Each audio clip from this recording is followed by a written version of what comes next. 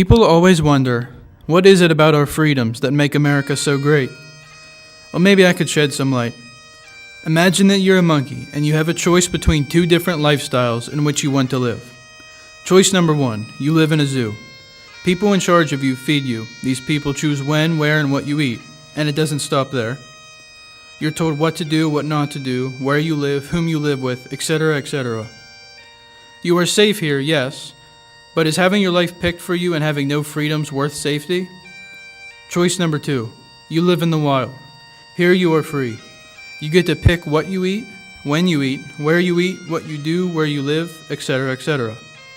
This choice puts you in more danger than in a zoo, yes, but is having freedom less important than having safety? People back in colonial times who were loyalists to Great Britain would probably choose the zoo. They didn't care about their rights and freedoms so long as they were safe. However, people who would choose the wild are the ones who would probably put their lives at risk and either joined or supported the American revolutionaries. Just as the people related to choice number two won the American Revolution and created the greatest country on earth, so choice number two is the better choice. Our founding fathers justified this through the Declaration, the Constitution. Achieving freedom in the New World is the greatest accomplishment of all. However, just as saying, with great power comes great responsibility, suggests that maintaining an achievement is just as important as achieving it, so is the fact that there is no point for citizens to earn the privilege of exercising rights and not defend them. Roughly 25,000 American soldiers were killed in the American Revolutionary War. It would be a disgrace at best to cease defending the very thing that they fought for. What are the rights that these soldiers died for?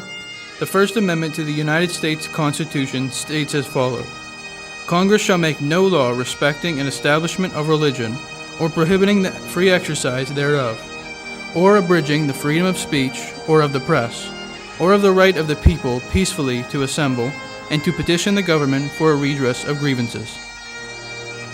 Could you imagine a world where you were told who or what to worship, what you had to say, what you could release in the press, not to protest, argue, or talk bad about the government, and even not to make a union or organization? This is what the British Empire ruled upon the colonies, and the freedoms are what 25,000 American soldiers died for.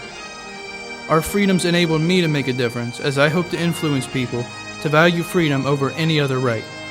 If I were asked the question, I would choose option 2, living in the wild in a heartbeat.